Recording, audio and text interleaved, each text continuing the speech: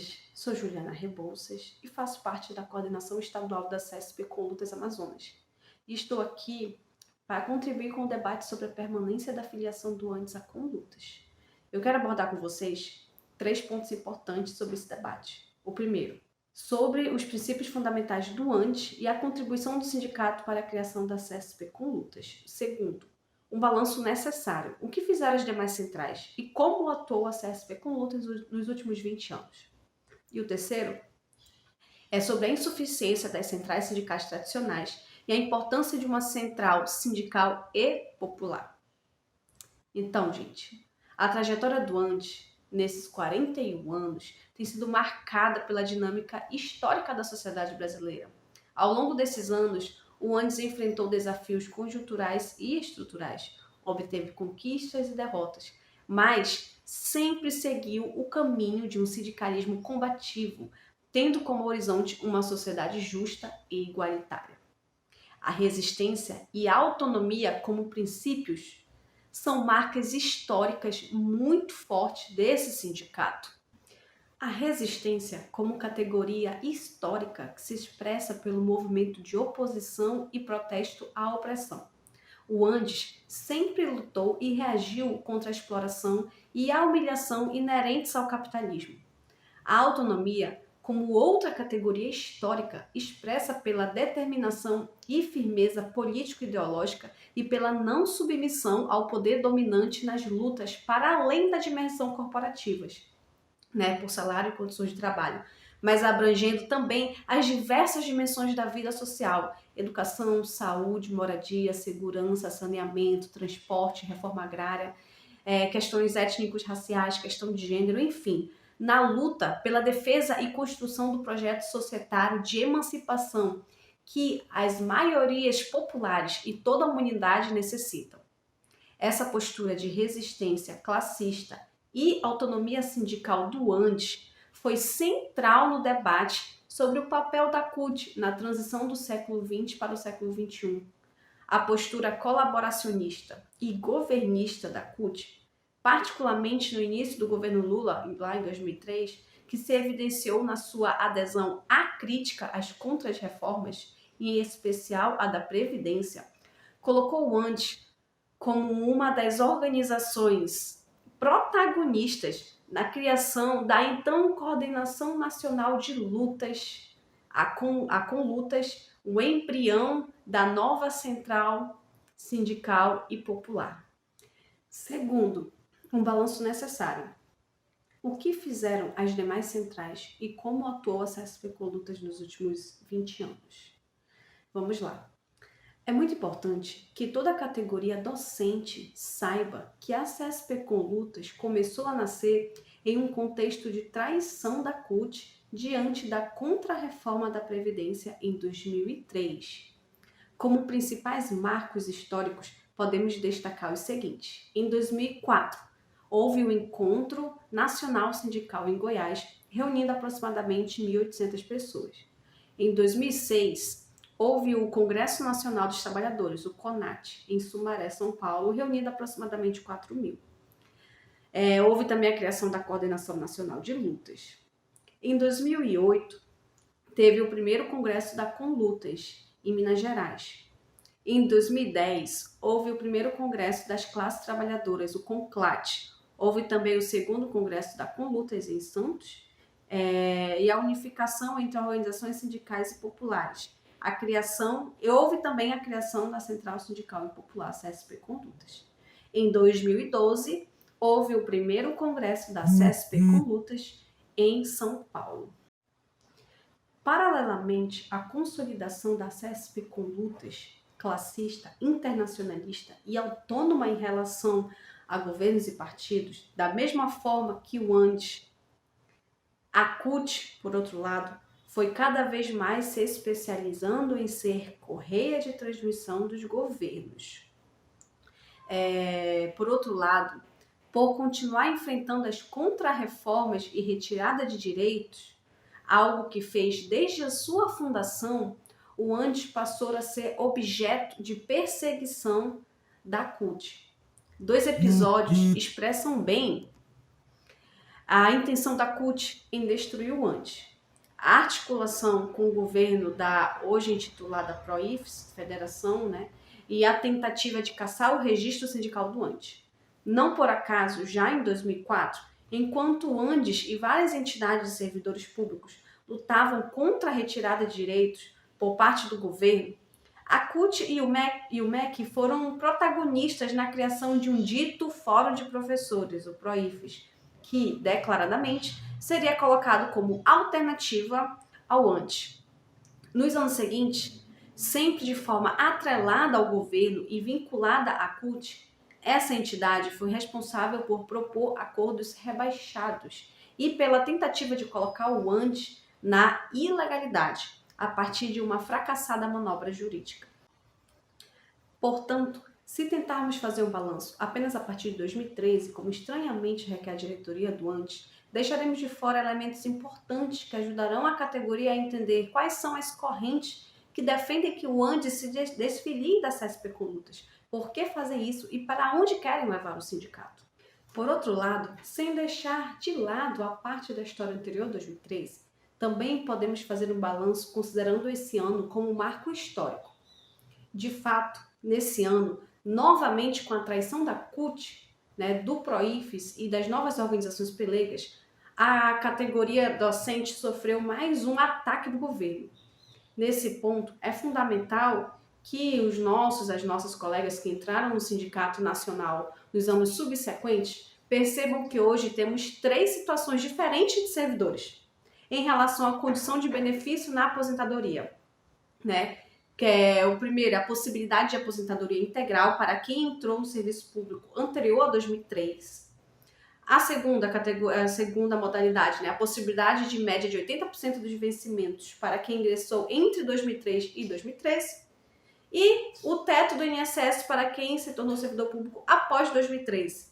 Então, nós tivemos essas 3 figuras aí, né, com esses marcos 2003 e 2013, né. Felizmente, até hoje, o ANTE não deixou de fazer as devidas críticas e enfrentamento e enfrentar qualquer governo que ataque a categoria e a classe trabalhadora. Terceiro, a insuficiência das centrais sindicais tradicionais e a importância de uma central sindical e popular. Atualmente, grande parte da classe trabalhadora não tem possibilidade de participar do mercado formal de trabalho. E os novos empregos, eles são predominantemente precários, regidos por relações diretas entre empregador e empregado, inclusive por meio de artifícios que dão a falsa aparência de que os explorados são empreendedores, ou no estilo do intitulado capitalismo de plataforma. As pessoas abarcadas por essas situações, elas têm muito mais dificuldade de se organizarem e somente em casos muito pontuais conseguem participar de sindicatos. Por outro lado, sempre houve dificuldade de interlocução entre as centrais sindicais e os setores mais oprimidos da nossa classe ou com aqueles que habitam territórios não regidos diretamente pela lógica da acumulação capitalista. Embora desde sempre esses setores tenham construído organizações de lutas e resistência, né, como mulheres, pessoas negras, a população indígena, LGBTQIA+, por exemplo, em geral, no máximo, esses grupos têm apoios pontuais por parte dos sindicatos.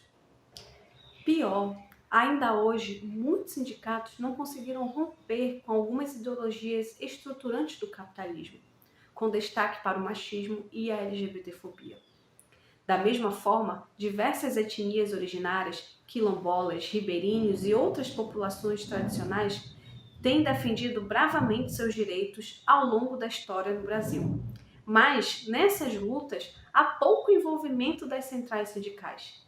É evidente que as centrais sindicais tradicionais estão limitadas como instrumento de luta no capitalismo contemporâneo. Alternativamente, no Brasil, a CESP Conlutas é o único instrumento que segue agregando trabalhadoras, trabalhadores, sindicalizados, sindicalizadas e que não parou no tempo. No bojo da nossa central, que acertadamente o Andes ajudou a criar e continua ajudando a construir, existem os setoriais que expressam essa diferença qualitativa. Ou seja, existem hoje, atualmente, na CESP Conlutas, os setoriais do campo, povos indígenas e tradicionais, cultura, educação internacional, LGBTQIA+, mulheres, negros e negras, petroleiros, saúde e segurança do trabalhador, saúde, setor público e transporte.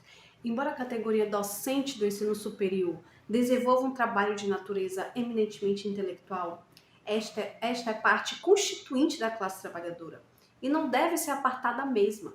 Em vez disso, principalmente por meio do ANDES, deve se envolver cada vez mais e de forma direta nas lutas em defesa da universidade pública e gratuita e nas lutas das várias categorias e de todas as pessoas exploradas e oprimidas. Então, camaradas, a manutenção do ANDES na CSP com lutas é uma questão de coerência com os princípios do sindicato ao longo de todos esses anos, que são os princípios classistas e de autonomia em relação ao Estado, governos e partidos. Mas isso não significa que a nossa central sindical e popular não possa passar por mudanças.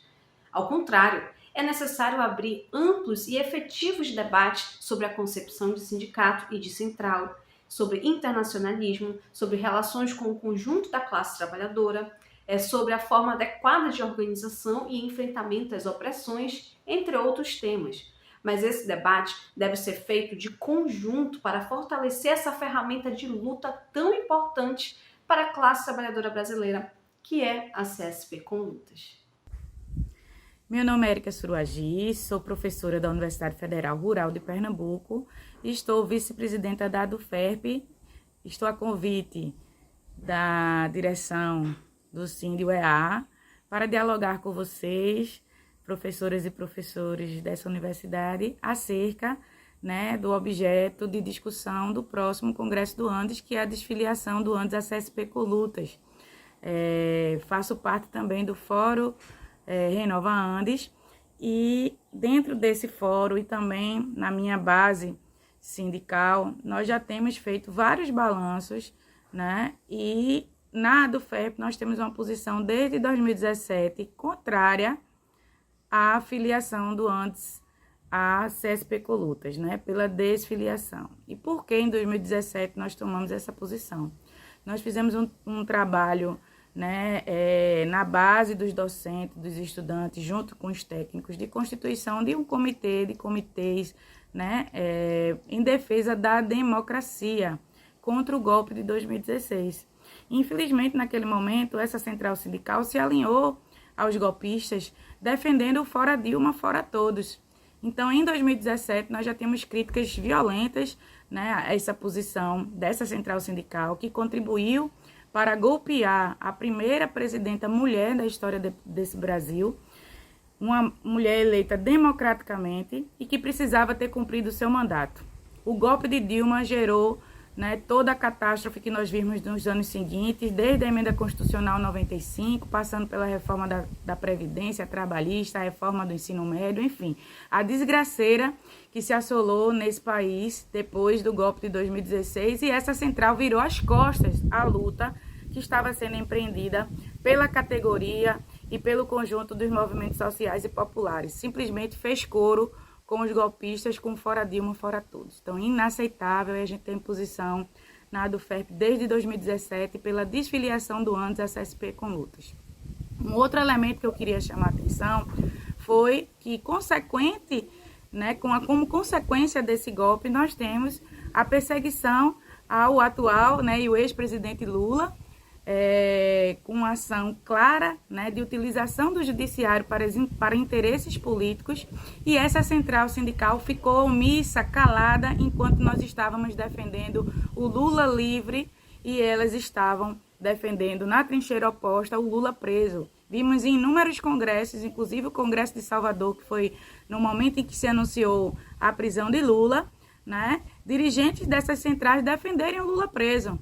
E para nós é inadmissível a posição que essa central teve desde o golpe, passando aí pela prisão do Lula, de omissão, quando não conivência com a posição da extrema-direita brasileira. Portanto, nós reafirmamos essa posição de 2017 com o decorrer das posições assumidas por essa central sindical, não só no Brasil, como a nível internacional também, né? São fazendo coro com o Fórum Maduro, né? Nós não estamos aqui colocando o atrelamento do sindicato a nenhum governo, mas não é indiferente para a classe trabalhadora ter um governo democraticamente eleito e um governo fruto de um golpe de Estado. Então, essa central sindical, de maneira irresponsável, também se somou ao Fórum Maduro, como se somou ao Fórum Dilma aqui no Brasil, e nós somos contrários veementemente a essa posição,